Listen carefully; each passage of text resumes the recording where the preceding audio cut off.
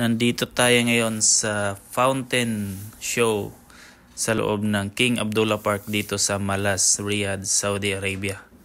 So yung entrance ticket nito is 1150 riyals kada tao.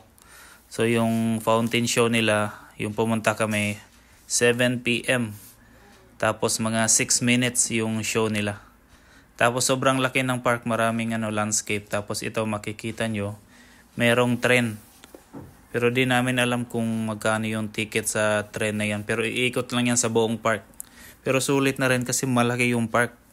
Sobrang lawak ng park na to. Kaya dapat nyong puntahan to. Nandito lang to sa Malas, Riyadh, Saudi Arabia. Ayan tingnan nyo. Gaganda ng landscape. Sobrang liwanag pa ng lugar tapos malinis.